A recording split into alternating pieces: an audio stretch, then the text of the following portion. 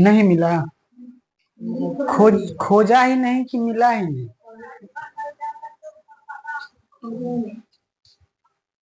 बोले थे ना किसी भी टेक्स्ट से खोजने के लिए किसी बुक में खोजता, ठीक है ना, या इंटरनेट का जमाना है, क्या है, इंटरनेट का जमाना, इंटरनेट पे जाके खोजता, मिलता तो जरूर, ऐसा बात तो नहीं है।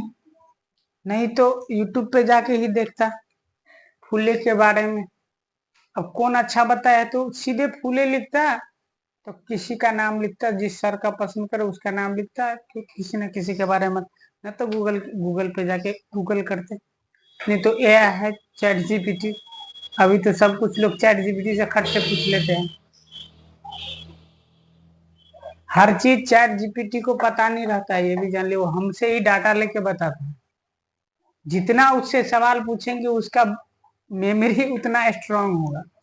जैसे हम लोग जितना पढ़ेंगे उतना हम लोग का ब्रेन मजबूत होगा, वैसे ही चैट जीपीटी से जितना पूछेंगे वो उतना उसका ही मेमोरी स्ट्रांग होगा सब कुछ। अब देखो, जो आज क्या है, 11 अप्रैल है, क्या है, 11 अप्रैल 2026। देखो आज ही के दिन 11 अप्रैल को, आज ही के दिन 11 अप्रैल 1827 ईस्वी में, ठीक है ना, महाराष्ट्र पुणे में, कहा, महाराष्ट्र पुणे में सूर्य क्रांति, उसको क्रांति सूर्य बोला जाता है, क्या बोला जाता है, क्रांति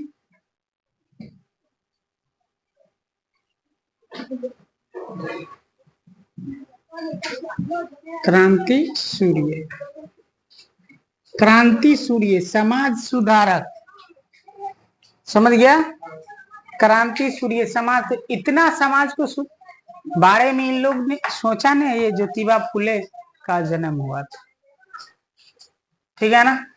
कहा जाता है कि उनका जन्म एक शूद्र जाति में हुआ था, कहाँ पे, शूद्र जाति में। शूद्र जाति में जन्म होने के कारण उसको बहुत भेदभाव झेलना पड़ा,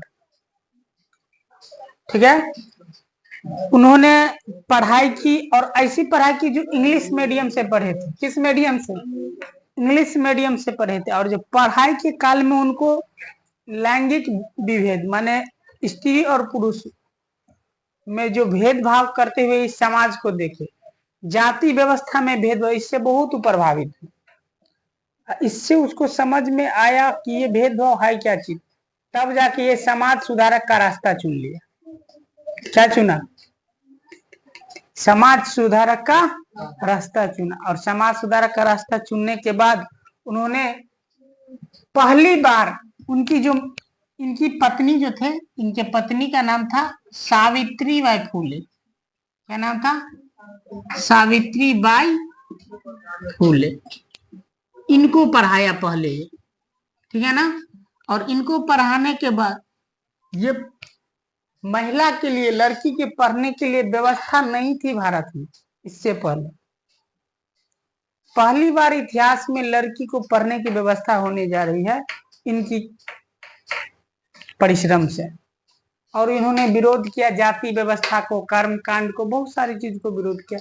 इन्होंने एक किताब लिखा गुलामगिरी, उनमें इंसार, गुलामगिरी क्या होता है, एक मानसिक गुलाम, और कोई किसी को दबा के सता के रखना भी शारीरिक गुलाम हुआ, मानसिक भी गुलाम क्या होता, सारे के बारे में उन्होंने बताया। तो गुलामगिरी एक अभी भी सीरियल है, नहीं चल, कोई नहीं देखेगा गुलामगिरी, गुलाम गिरी, ठीक है ना। ये गुलाम गिरी एक सीरियल है जो यूट्यूब पर मिलता है, यूट्यूब पर मिल जाएगा। ये जो ज्योतिबा फूले पर बने हैं गुलामगिरी, सीरियल का नाम है, उनके पुस्तक से उपन्यास, उनके पुस्तक को पढ़ के ये सीरियल बनाई गई है। उसमें बताया गया है कि जाति व्यवस्था क्या होती है। जब इन्होंने पहली बार व्यवस्था की, इन्होंने अपनी पत्नी को पढ़ाया, तो पढ़ाया तो सारे समाज इनके विरोध खड़ा हुए कि बाप क्या होने जा रहा है, अरे समाज में जो लड़कियां पढ़ेगी, महिलाएं पढ़ेगी, इन्होंने बोला पढ़ेगी, पढ़ेगी क्यों नहीं, सब है, है ना भाई, मानव तो सबका पढ़ने का अधिकार है, पढ़ाया। इसके बाद ये सावित्रीबाई फुले एक, जब स्कूल की व्यवस्था की गई लड़कियों के लिए, उस स्कूल में जाके ये पढ़ाती थी, तो पढ़ाती थी, ठीक है ना। अब देखो, पहले ये पढ़ने के लिए जब जाती थी ना, तब भी क्राइसिस झेलना पड़ा। जब पढ़ाने के लिए जाने लगी, तब भी उसको बहुत टॉर्चर हुआ। रास्ते में जाते थे तो सवर्ण वर्ग के लोग उस पर कीचड़ फेंक देते थे, गोबर फेंक देते थे। क्या फेंक देते थे? कीचड़, गोबर, सारी चीज फेंक देते थे। तो एक दिन, पहले दिन गया तो फेंक दिया, तो बोला अब नहीं जाएंगे। तो बोला नहीं, तुमको जाना तो पड़ेगा, पढ़ना भी पड़ेगा और पढ़ाना भी पड़ेगा, काम तो करना पड़ेगा। तो बोला कि एक काम करो, एक पहले तो साड़ी पहनती थी लड़कियां लोग, कुमार में भी अनमैरिज रहती थी तब पर भी, किशोर हो जाने के बाद, किशोर हो जाते थे तो उनको पहनना पड़ता था, और शादी के बाद तो पहनना ही पड़ता था। तो शादी तो उनकी हो चुकी थी, तो उनको बोला कि नहीं, पढ़ना तो है, पढ़ने के लिए जाओ, पढ़ना तो पड़ेगा। तो वो क्या करते थे, क्या, तो एक साड़ी पहन लेती थी और एक अपने थैला में धर के लेके जाते थे, कि लोग कीचड़ फेंकता था तो उसको बदल करके वो पेर के पढ़ लेते थे, और फिर आते वक्त वही गंदा वाला पहन लेते थे कि फेंक कितना फेंकेगा। समझो, इतना कष्ट सह करके समाज को सिखाया कि महिला को भी पढ़ने का अधिकार है। क्या है, और इन्होंने 1873 ईस्वी में, किस ईस्वी में, 1873 ईस्वी में सत्य शोधक समाज की स्थापना की। किसकी? सत्य शोधक समाज की स्थापना की। ज्योतिबा फुले 1863 में किसकी स्थापना की? 63 कहते, 73, सत्य शोधक समाज की स्थापना की। इसका उद्देश्य था जाति प्रथा को खत्म करना। याद रहे, जाति प्रथा अगर कोई बनाया है तो अपने फायदे के लिए बनाया है, कोई धूर्त ने बनाया है। ये बात हम भी कहते हैं, और ये बात इतिहास में बहुत लोग कह के गए हैं कि कोई धूर्त लोग ये जाति व्यवस्था अपने फायदे के लिए, अपने लिए ही बनाए हैं। बौद्ध धर्म में जाके देखिए, कोई जाति व्यवस्था नहीं। अगर कोई बहुत बड़ा बौद्धिज्म हुआ तो अंबेडकर इतना बौद्धिज्म कोई नहीं हुआ। तो अंबेडकर, सावित्रीबाई फुले और ये ज्योतिबा फुले, ठीक है ना, ये तीनों अगर नहीं रहते ना, रहे लड़का, ये तीनों अगर नहीं रहते ना, तो आज भारत की जो है ना महिलाएं चूल्ही चौका ही करती रहती, लड़कियां चूल्ही चौका ही करती, पढ़ने का अधिकार उसे नहीं मिलता, कभी भी नहीं। तो पहला था कि जाति प्रथा को खत्म करे सत्य शोधक समाज का उद्देश्य। दूसरा ये था कि सबको समान अधिकार मिले, गरीबों और दलितों के साथ हो रहे अत्याचार के लिए, अन्याय के लिए लड़े, ठीक है ना। ज्योतिबा फुले पहली बार महिलाओं को पढ़ने लिखने का इतिहास में व्यवस्था की, कब? 1848 में। कब? 1848 में स्कूल खोले हो महिलाओं के पढ़ने के लिए।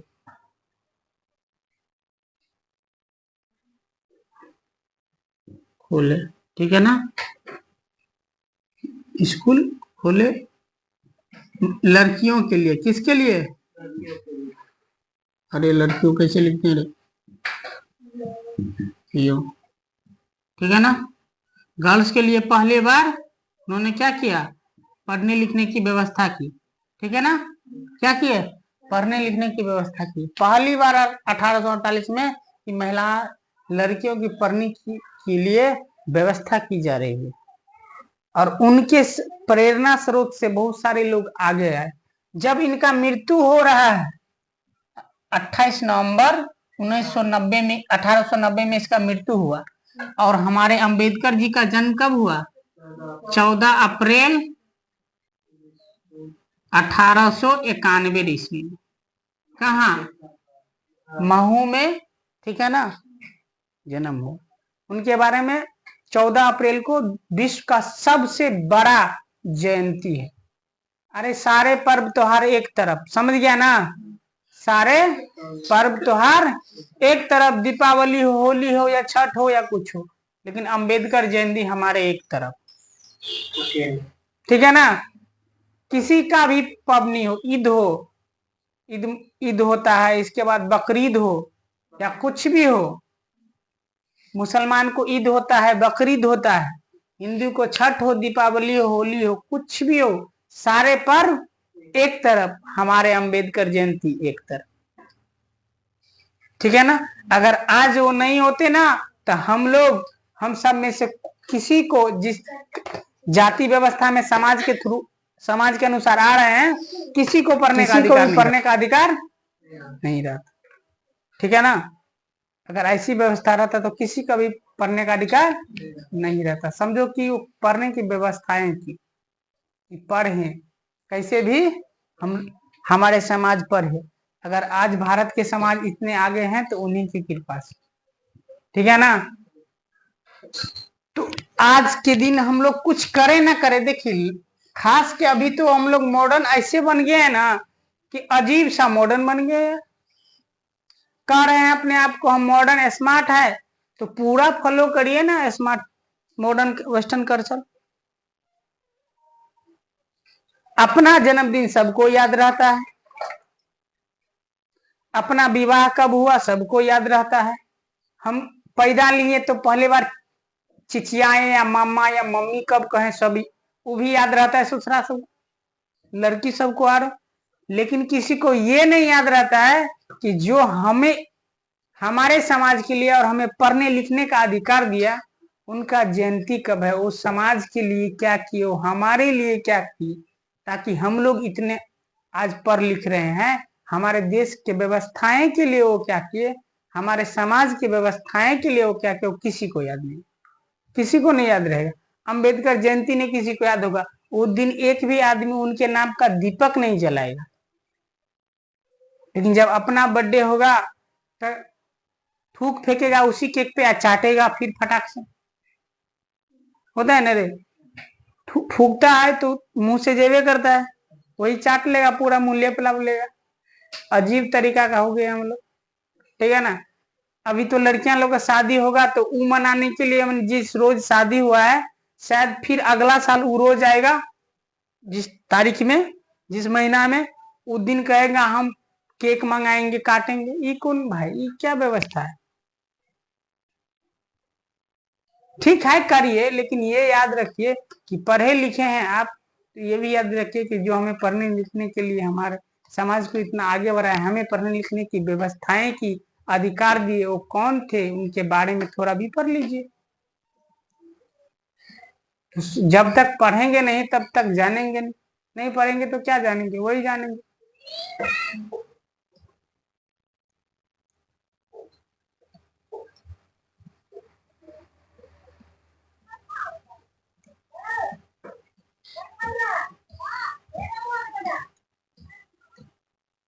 हुआ क्या, देखो बात क्या था। 1848 में एक बार, ये 1848 में, किसमें, 1848 में एक बार ये एक जगह ये पढ़ रहे थे ना, ये लोग पढ़ रहे थे, तो उस टाइम का एक सहपाठी थे ज्योतिबा फुले, तो उनके यहाँ शादी था तो गया, बोला चलने के लिए, तो गया। गया तो वहां उनकी इतनी बेइज्जती हुई और उनके दूल्हे के पक्ष वाले से ऐसे ऐसे शब्द बोला गया जो इनको बड़ा खराब लगा, और कहा जाता है कि वहीं से इनका टर्निंग पॉइंट हुआ। उन्होंने कहा वाह क्या बात है, ले भी गया बेटी भी कर दी, क्या बात है, जाति व्यवस्था। तो समझ लो कि एक स्त्री को जो झेला है, जो जाति इस व्यवस्था को झेला है, वो कभी भूल नहीं सकता, इतिहास पढ़ेगा तो। शूद्र जाति को गांव में टपने का अधिकार नहीं था, कहा जाता था कि दोपहर के टाइम में उसको गांव में आने दिया जाता था, सवेरे में नहीं आने दिया जाता था, क्योंकि कहा जाता है कि उनका छाया भी बनेगा ना, छाया भी उसे धरती छुआ जाएगी, हमारा बस्ती छुआ जाएगी। जब निकलते थे तो गले में एक हंडी बांध देता था, पीछे में एक झाड़ू, ताकि पसीना भी गिरे तो जमीन पे ना गिरे, बस्ती में ना, बस्ती के जमीन पे ना गिरे। उनकी वही हंडी उंडी या कुछ पहना रहता था, घाड़ा, उसमें गिरे। इसके बाद उनका पांव का निशान ना पड़े वो भी मिटाते जाए। जो इतना झेला है जो समाज जो जाति, पहले इतिहास को उल्टा के पढ़ेगा तो भूल जाएगा। तो याद रहे कहीं ना कहीं हम लोग जाति व्यवस्था के गुलाम आज भी है। और ब्राह्मणवाद के कट्टर विद्रोह करते थे ये ज्योतिबा फुले। उनको ब्राह्मण से नहीं विरोध था, वो तो कहता था कि भाई वो भी हमारे समाज के आदमी रहे, बट ये जो भेदभाव करते हैं उनको भूल जाए। उनका मानना था कि कोई भी पुस्तक, कोई भी किताब भगवान ने नहीं लिखा है, इंसान ने ही लिखा है। और ओशो भी कहते थे कि जितने भी सारे किताब है इंसान ने लिखा है, जाके देख लीजिए, पढ़िए। जो दोहा होगा, जो श्लोक होगा, वो दोहा या वो श्लोक के नीचे, गीता का श्लोक हो या दोहा हो, उस श्लोक के नीचे, या वेद का श्लोक हो, उस श्लोक के नीचे उस ऋषि का नाम रहता है, लिखा रहता है। तो हो सकता है कि ऋषि ने जो लिखा वो गलत हो सकता है, जो समाज के लिए अच्छा नहीं था, मानवता के लिए ठीक नहीं था। मनुस्मृति मानवता के लिए नहीं ठीक था, अम्बेडकर जला दिया।